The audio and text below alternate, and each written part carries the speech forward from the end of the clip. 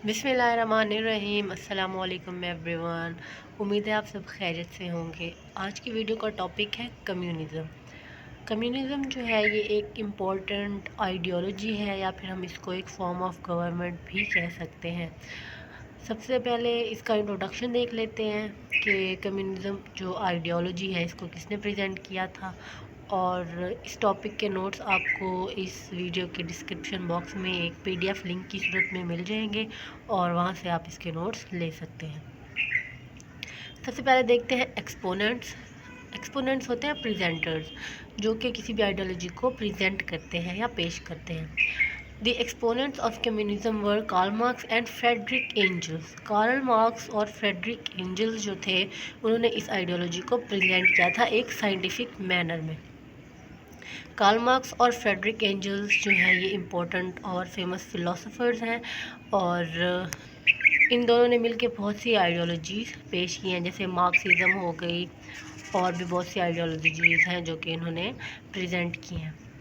Definition देखते हैं communism की। Communism is a political ideology and type of government in which the state owns the major resources in a society, including property, means of production, education, agriculture and transportation।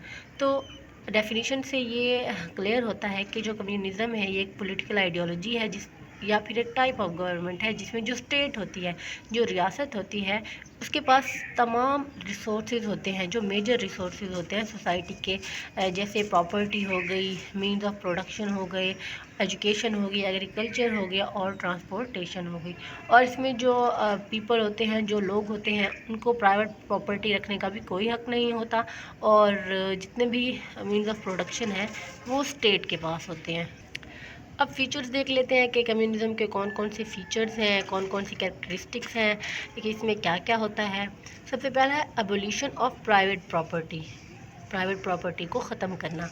First जो feature है communist economic system का, वो है abolition of private property के। इसमें जो लोग होते हैं, जो पीपल होते हैं किसी भी स्टेट में जो रहते हैं, उनको ये हक नहीं होता कि वो अपनी ज़ाती प्रॉपर्टी रख सकें या प्राइवेट प्रॉपर्टी रख सकें। तमाम प्रॉपर्टी जो होती है वो सिर्फ स्टेट के पास होती है।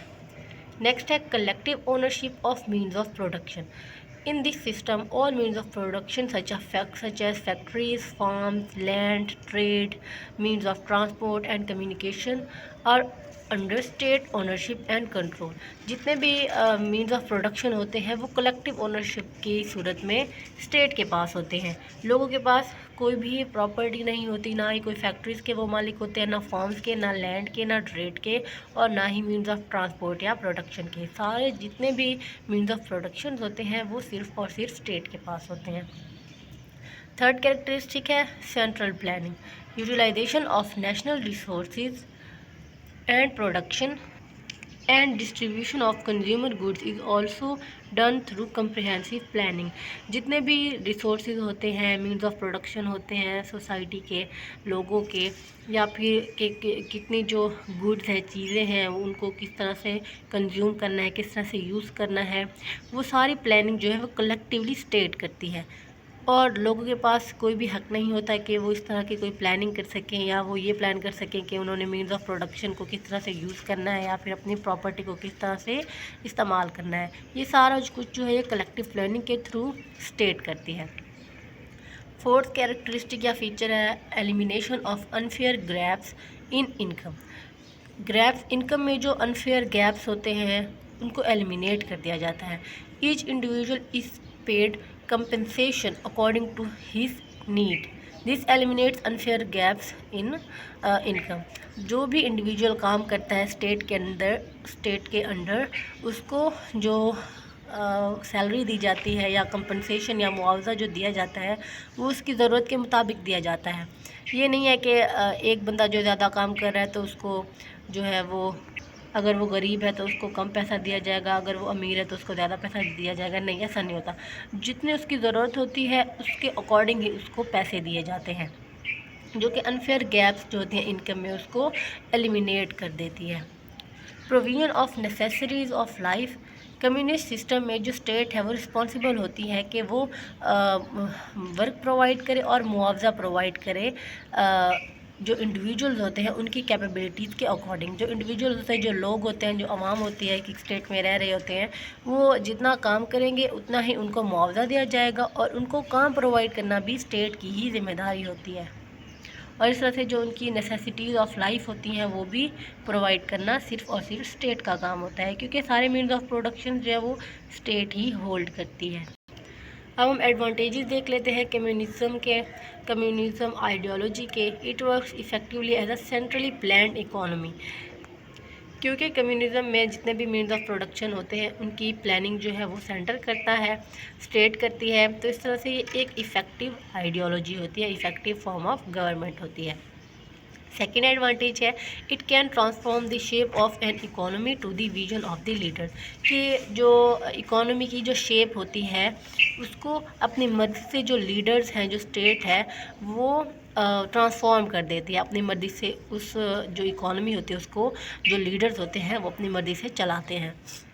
It creates equality on a level that capitalism can never offer, और इसमें एक इक्वालिटी हो जाती है, इक्वल राइट्स मिलते हैं सबको, जो कि कैपिटलिज्म ऑफर नहीं कर सकता, क्योंकि कैपिटलिज्म में सारे मीन्स ऑफ प्रोडक्शन जो है वो एलीट क्लास के पास होते हैं, अपर क्लास के पास होते हैं। तो अपर क्लास जो है वो लोअर क्लास के राइट्स को एक्सप्लॉइट कर देती है। इस तरह जो कम्युनिज़म है वो इक्वालिटी को सपोर्ट करता है, इक्वालिटी को प्रमोट करता है। अब डिसएडवांटेजेस भी हैं इस कम्युनिज़म के, इस आइडियोलॉजी के। जो फर्स्ट डिसएडवांटेज है वो ये है कि जो गवर्नमेंट होती है वो सारा कुछ अपने पास रखती है, वो प्रॉपर्टी हो गई, बिजनेस हो गया, या प्रोडक्शन के जो मीन्स होते हैं वो हो गए, ये सारा कुछ जो है वो गवर्नमेंट या स्टेट जो है वो अपने पास रखती है। तो इस तरह से जो लोग हैं उनके पास हक नहीं होता कि वो प्राइवेट प्रॉपर्टी रखें या अपनी ज़िंदगी जो है वो अपनी मर्ज़ी से गुजार सकें। नेक्स्ट डिसएडवांटेज है कि इसमें फ्रीडम ऑफ स्पीच नहीं होती। जो टिपिकल कम्युनिस्ट गवर्नमेंट होती है उसमें लोगों को ये हक नहीं होता कि वो स्टेट के ख़िलाफ़ कुछ बोलें या फिर अपनी मर्ज़ी से कोई काम करें या कोई भी बात करें स्टेट के ख़िलाफ़। Internal balances for supply and demand में भी इम्पॉसिबल टू अचीव। जो इंटरनल बैलेंस होता है सप्लाई एंड डिमांड का, उसको अचीव करना बहुत मुश्किल होता है कम्युनिज़म फॉर्म ऑफ गवर्नमेंट में। कम्युनिज़म जो है वो एक स्टेप बैकवर्ड लेती है इंडस्ट्रियल एवोल्यूशन में। फिफ्थ डिसएडवांटेज है कि जो नीड्स होती हैं कंज्यूमर की, उनको ज़्यादा तवज्जो नहीं दी जाती कम्युनिस्ट गवर्नमेंट में। जो कंज्यूमर की नीड्स होते हैं कि कंज्यूमर को क्या चाहिए क्या नहीं चाहिए, वो जो कम्युनिज़म है या जो कम्युनिस्ट गवर्नमेंट है वो इसके ऊपर ज़्यादा तवज्जो नहीं देती। अब कुछ प्रिंसिपल्स हैं कम्युनिज़म के, उनको देख लेते हैं। फर्स्ट प्रिंसिपल है materialistic interpretation of history. By giving materialistic interpretation to historical events he tried to prove that these are the economic factors that would determine the course of all event. अब ये जो principal है इसमें ये होता है कि अगर कोई जो स्टेट है, अगर कोई कंट्री जो है उसकी हिस्ट्री में, अगर उसकी जो हिस्ट्री है वो स्ट्रॉन्ग है, वो मटेरियलिस्टिक तौर पर या मटेरियल के तौर पर या इकोनॉमिक तौर पर वो स्ट्रॉन्ग है, तो वो आगे भी स्ट्रॉन्ग ही रहेगी। और उसकी जो हिस्ट्री में उसकी पोजीशन होती है, हिस्ट्री में जो उसके इकोनॉमिक फैक्टर्स होते हैं वो उसके फ्यूचर को डिटरमाइन करते हैं। अगर कोई स्टेट हिस्ट्री में कमज़ोर थी, वीक थी इकोनॉमिकली, तो वो फ्यूचर में भी वीक रहेगी। और अगर कोई स्टेट हिस्ट्री में स्ट्रॉन्ग थी इकोनॉमिकली, तो वो फ्यूचर में भी स्ट्रॉन्ग रहेगी। Next है class conflict. According to Marx, the whole of human history has been marked by a class conflict and it continues to shape the future development of human civilization.